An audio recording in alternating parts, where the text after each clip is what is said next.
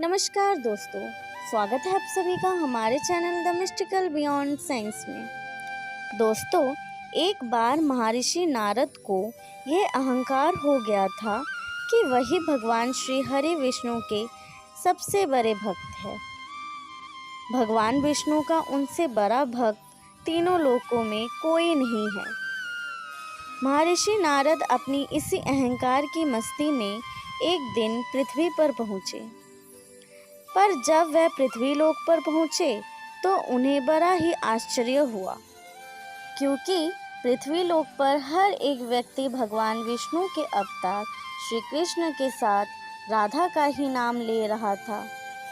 महर्षि नारद पृथ्वी लोक पर राधा रानी की स्तुति भगवान श्री कृष्ण के नाम के साथ सुनकर बड़े ही खिंच गए तथा वह सोचने लगे कि भगवान श्री विष्णु से सबसे ज़्यादा प्रेम तो मैं करता हूँ।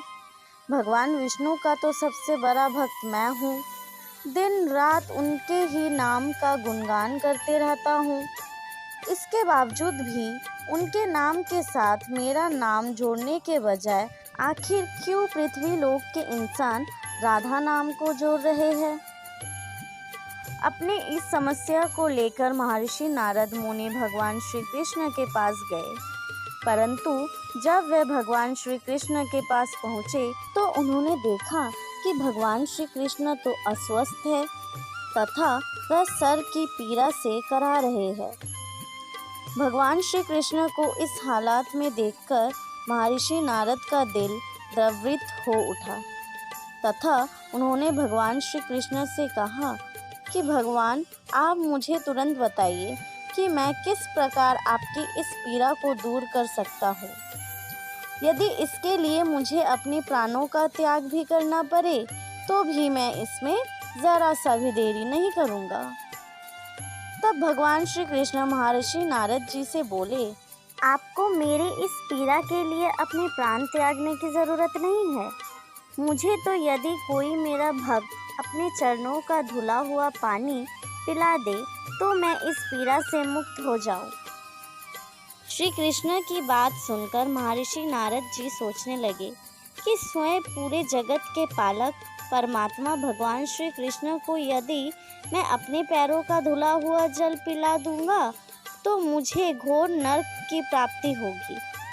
मैं इतने बड़े पाप को अपने ऊपर नहीं ले सकता। महर्षि नारद ये सब सोचकर भगवान श्री कृष्ण को अपनी असमर्थता जताते हैं। तब भगवान श्री कृष्ण महर्षि नारद जी से बोले, यदि आप यह कार्य नहीं कर सकते तो कृपया आप मेरी तीनों पत्नियों के पास जाकर यह सारी बात बताइए। संभवतः मेरी पत्नियां मेरी इस पीड़ा को दूर करने में मेरी कुछ मदद कर दें।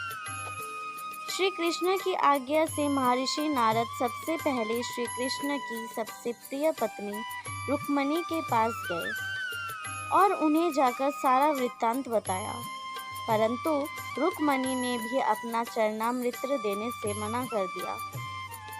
इसके बाद नारद जी एक एक करके कृष्ण के और भी दो पत्नियां सत्यभामा और जमाबंदी के पास गए, पर उन दोनों ने भी यह पाप करने से मना कर दिया। तब हारकर नारद मुनि भगवान श्री कृष्ण के पास आ गए और उन्हें पूरी बात बताई। तब भगवान श्री कृष्ण ने महर्षि नारद से राधा के पास जाकर उनसे मदद मांगने को कहा। भगवान श्री कृष्ण की आज्ञा पाकर नारद जी कृष्ण की प्रेयसी राधा के पास पहुँचे और राधा के पास जाकर जैसे ही नारद जी ने उन्हें भगवान श्री कृष्ण का हाल सुनाया, राधा ने बगैर कुछ सोचे समझे और बिना विचार किए एक जल से भरा पात्र लिया तथा उसने अपने दोनों चरणों को धो दिया।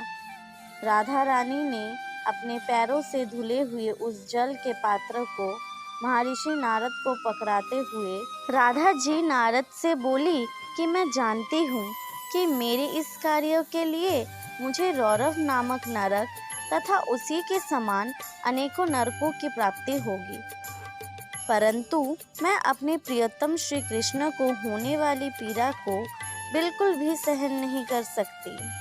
उन्हें पीड़ा से मुक्त करने के लिए मैं अनेकों नरक की यातना सहने और झेलने को तैयार हूँ। नारद जी तुरंत राधा के पैरों से धुले हुए जल के पात्र को लेकर भगवान श्री कृष्ण के पास पहुँचे। पर जब नारद जी श्री कृष्ण के पास पहुँचे तो वे देखते हैं कि श्री कृष्ण मंद मंद मुस्कुरा रहे हैं।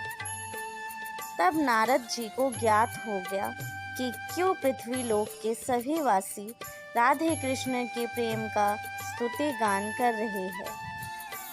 महर्षि नारद ने भी अपनी वीणा पकड़ी और नारद जी भी श्री राधे कृष्ण नाम का गुणगान करने लगे। तो दोस्तों, कैसी लगी आज की हमारी ये कहानी? कमेंट करके ज़रूर बताइए। लाइक, शेयर एंड सब्सक्राइब कीजिए हमारे channel the mystical beyond science को। भगवान आप सभी की इच्छाओं को पूर्ण करे। हरे कृष्ण।